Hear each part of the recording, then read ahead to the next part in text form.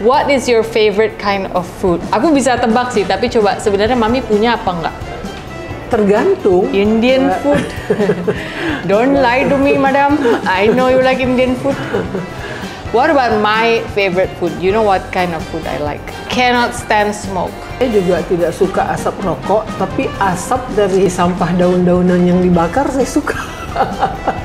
Aneh kan? Was the hardest part of having 4 children? Sophie, Lea, Tina, Troy. Bener nggak kalau kata orang punya cucu itu rasanya jauh melebihi happy-nya dibandingin punya anak? Aduh, sorry ya, bukannya saya tidak menyayangi anak-anakku ya.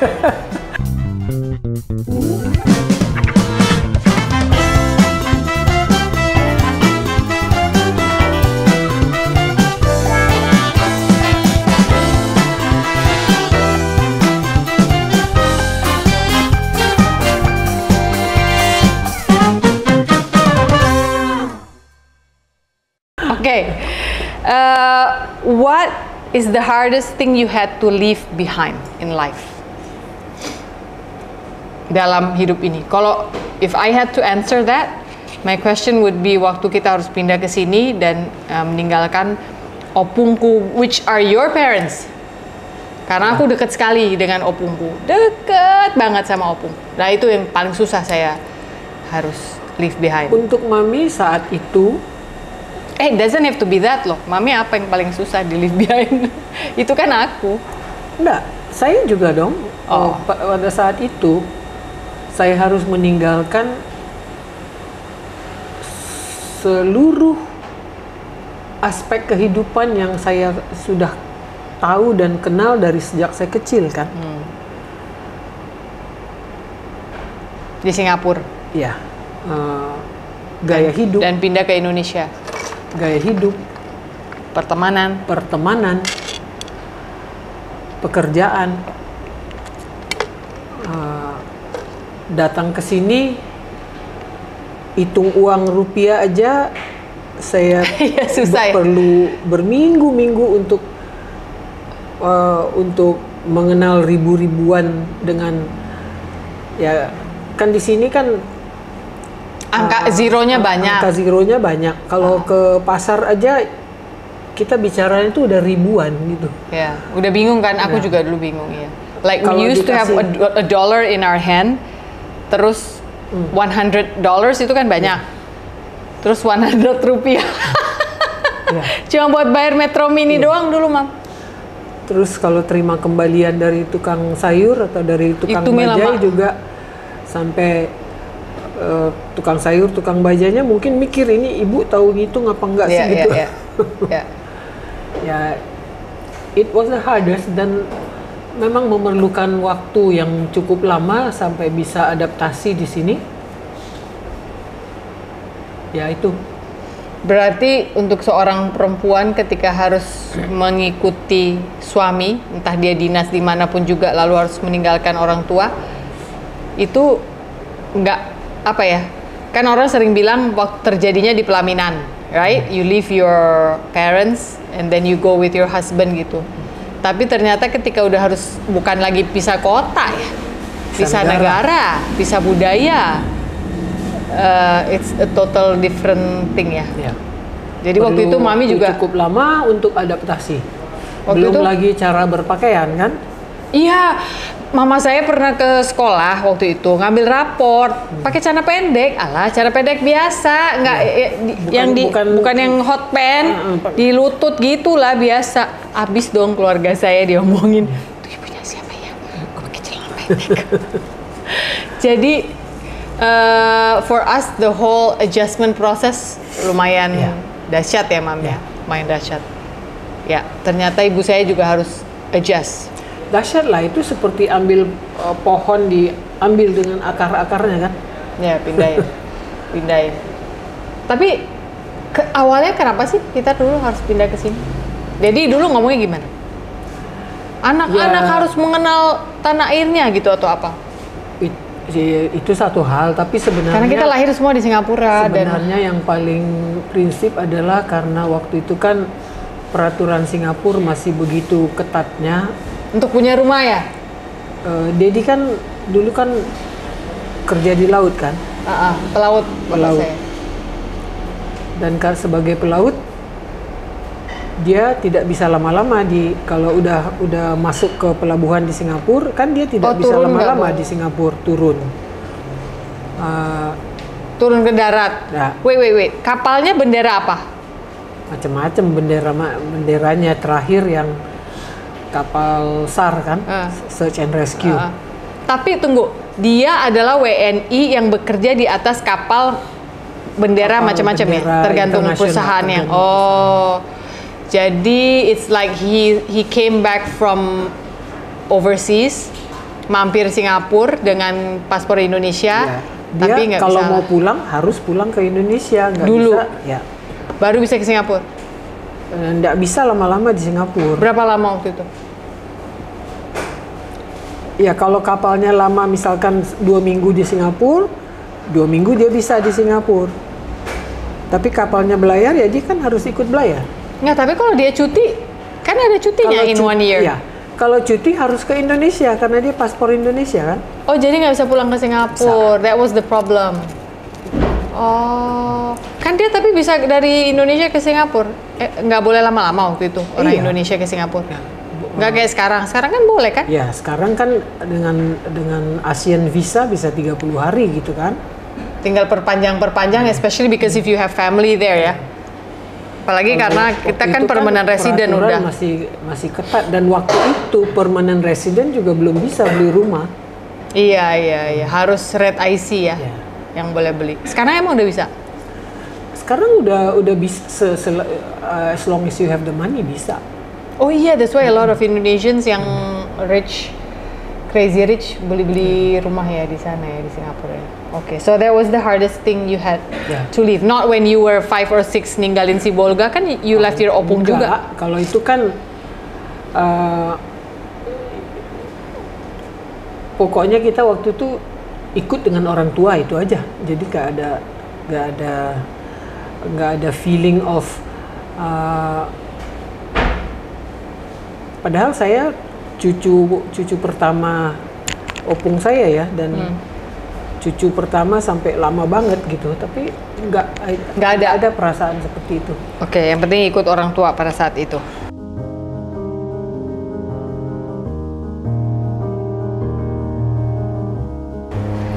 Did motherhood for you at that time, kan waktu mami menikah and then a year and a half later you had me kan? Did motherhood for you come at a right point in your life?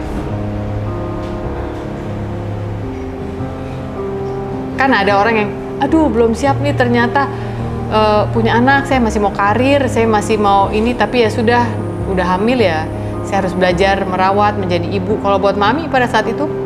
Nggak ada sih pikiran kayak seperti itu ya. Ya again, perempuan zaman mami barangkali ya. Kalau udah menikah ya berarti step berikutnya punya anak. Gitu. Jadi nggak ada yang kayak zaman sekarang ditahan dulu dulu nggak ya? I want me time lah, I want self development lah, seperti nggak ada pikiran kayak dulu kayak begitu. Jadi kalau udah nikah udah siap bearing a child. Physically tapi kan, mentally kan nggak ada yang pernah cerita ke kita kalau punya anak tuh mentalnya beda, berubah. Saya nggak malu itu sih ya. Saya bahagia dengan semua kelahiran anak saya. Iya, jadi nggak ada pikiran, oh nanti saya harus dapat leave kan, cuti kerja. Iya, maternity leave. Jadi nggak ada pikiran, kan kalau zaman sekarang kan orang-orang udah lebih bisa mengatur, karena mungkin juga, oh jangan beda 3 tahun, nanti sama-sama mau masuk SMP, sama lulus SD, uang pangkal besar, yang kayak gitu-gitu nggak pernah jadi pembahasan zaman mami. Makanya punya anak 4, terus begitu semua harus bayar bersamaan, sakit kepala.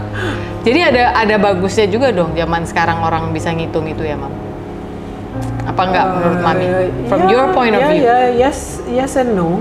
Yes, because zaman sekarang ini kadang-kadang kan ya kalian menikah kan udah lebih banyak, lebih tinggi usianya, udah lebih lanjut gitulah. Kalau zaman mami kan usia 22, 23 tuh udah kalau married itu udah sesuatu yang normal. Kalau sekarang ini kan kalian saya lihat ya 28, 30, 35 pun baru married. Ya nggak apa-apa, biasa aja gitu kan. Ini lagi jadi ini nih pembicaraan banyak orang karena ada ketentuan yang katanya perempuan umur berapa?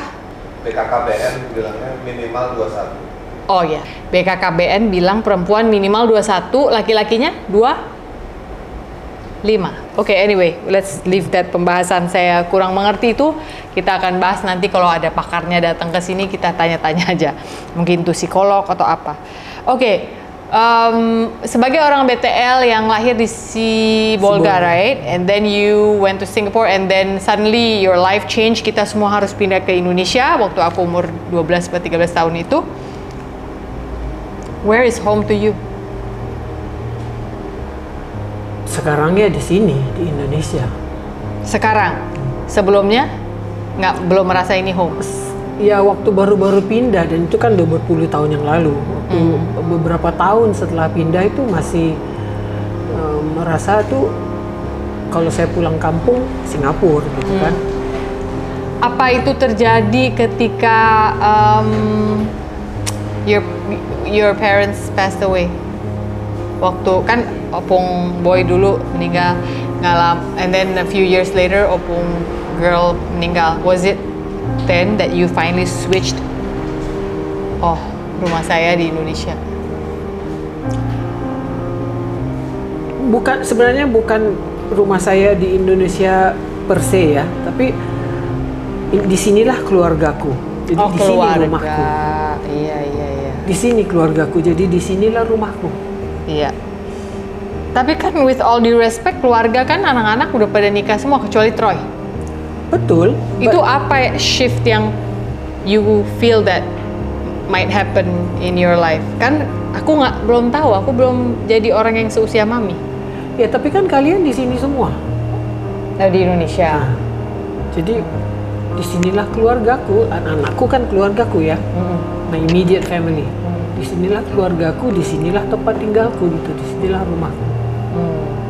Tapi sekarang that you commute antara Bekasi dan Bali nih lately, sejak aku di Bali, Tina juga di Bali, where would you feel is home to you now?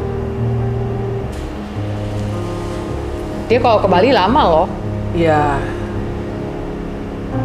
karena saya di sini masih sebagai komuter lah istilahnya ya, komuter lama ya, pengunjung yang berkunjung dalam waktu yang lama.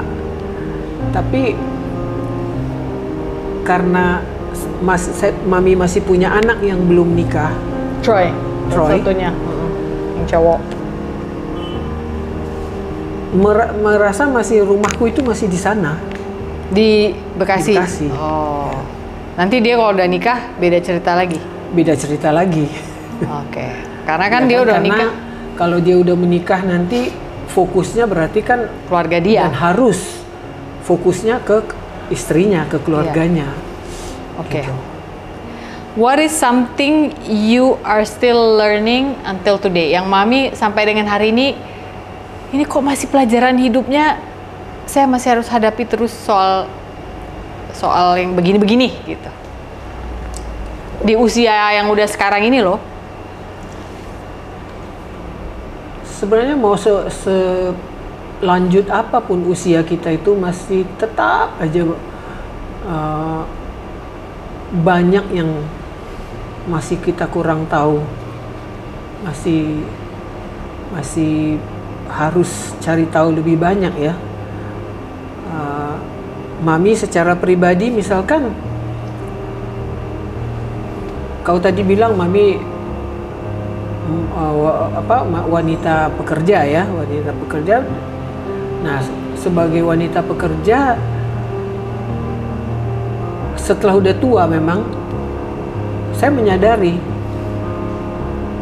mestinya saya jadi ibu bisa ibu yang lebih baik ya. I could have given more attention to my children gitu kan. Mestinya saya ya itu. Jadi sekarang di usia saya yang sudah lanjut, saya juga tetap masih harus mempelajari bagaimana saya menjadi ibu yang usia lanjut untuk anak yang dewasa, anak-anakku yang sudah dewasa ini gitu. Karena saya masih membutuhkan anak-anak saya, dan saya yakin, saya harapkan kalian juga masih membutuhkan saya. Sangat membutuhkan lah. Ya, artinya Mami juga berharap bahwa kekurangan saya sebagai ibu zaman-zaman dulu, kalian tidak langsung ya udahlah dia kan ibu yang begitu, nggak perlu nggak perlu ditanggap lagi misalkan gitu kan.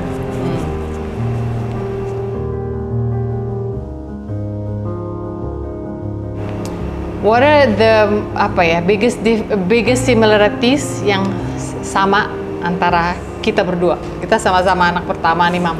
What do you feel yang kesamaan kita berdua? Ya, sifat mengayomi adik-adik ya. Mami juga kan sebagai anak yang tertua memang dari kecil sudah terbiasa mengayomi adik-adik.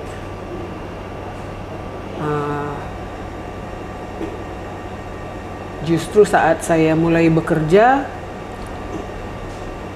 saya juga mulai untuk membantu orang tua membesarkan mereka lah istilahnya.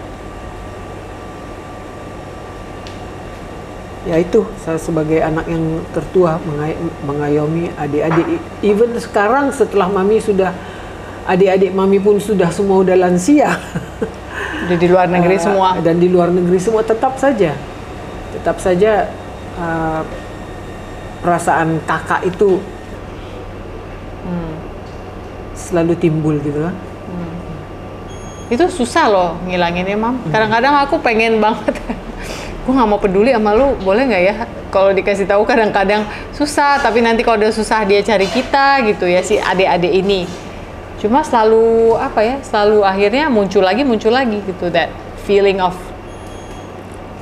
mungkin waktu kecil keseringan nggak sih diginin, titip adik ya, titip adik, ya, jaga adik. Memang iya, jaga adikmu. Justru kalau adik bikin salah, kita yang kena libas kan, sering. Hello. Dia membicarakan orang tuanya dan dirinya sendiri. Kalau adik-adiknya yang salah, saya yang dicari pasti. Padahal adik saya melakukan tindakan kriminalitas itu nggak ngasih tahu saya loh. Mereka tuh lebih akrab berdua tuh, Lea sama Tina itu. Saya malah sering nggak pernah tahu sampai hari ini. Mereka tuh lebih akrab berdua. Kalau ngapa-ngapain berdua, saya paling terakhir tahu. Saya biasanya tahu kalau udah ada masalah baru kok. Oke, what are you still hoping to learn today? Kalau itu kan pelajaran hidup, skill yang Mami masih mau. Saya masih pengen belajar ini gitu.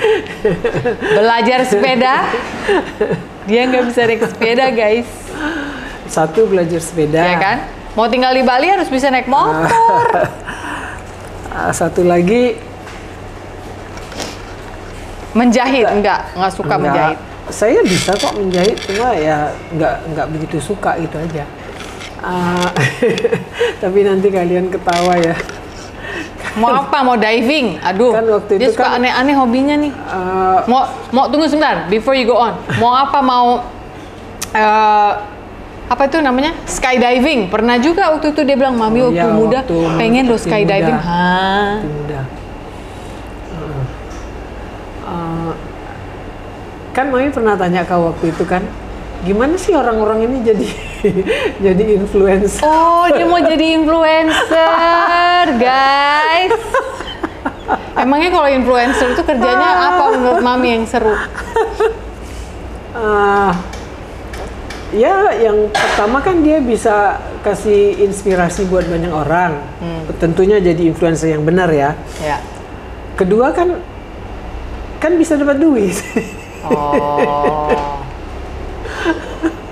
Oke. Bagi yang mau menggunakan jasa ibu saya sebagai influencer, DM Instagram saya Sofina Vita ya. Nanti coba saya sortir produk-produk apa yang cocok. Kan pernah waktu itu di endorse legging satu. Sampai sekarang masih pakai terus leggingnya, warnanya kuning mencerang.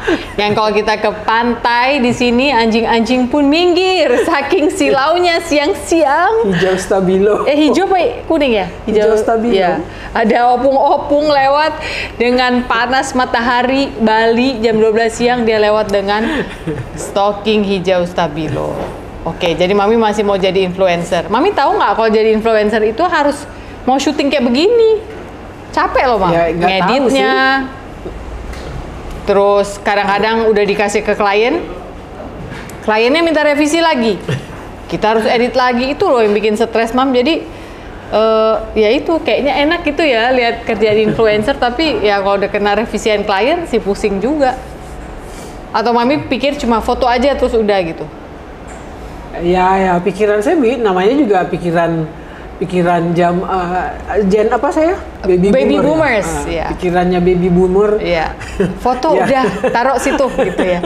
Nggak mikirin kalau itu ada apa namanya itu, Mam, insights. Dia akan tanya kita loh. Yang lihat berapa banyak, yang engagement berapa banyak. Belum lagi kadang-kadang kalau orang komen kita harus bales, harus standby di situ nunggu at least like an hour 2 hours selama kita dibayar untuk that one post. Pusing kan? Mendingan translating nggak? Iya kali ya, mendingan translating and interpreting. Tahun lalu lah, waktu Mami tiba-tiba diabetes, suddenly your blood sugar went up. What happened ya? Sebelum dedimu dipanggil, Mami kan jaga Dedi ada 4 tahunan ya? Ya. Dalam rentang waktu menjaga dia itu, mungkin Mami lupa juga menjaga diri Mami sendiri. Ya. Saya tidak mau lagi kembali ke situ dan saya bersyukur sekali I have daughters, specifically you. Ya itulah juga ya hebatnya Tuhan kita itu ya. Buat yang sedang berjuang melawan diabetes, pesan dari Opung Mami adalah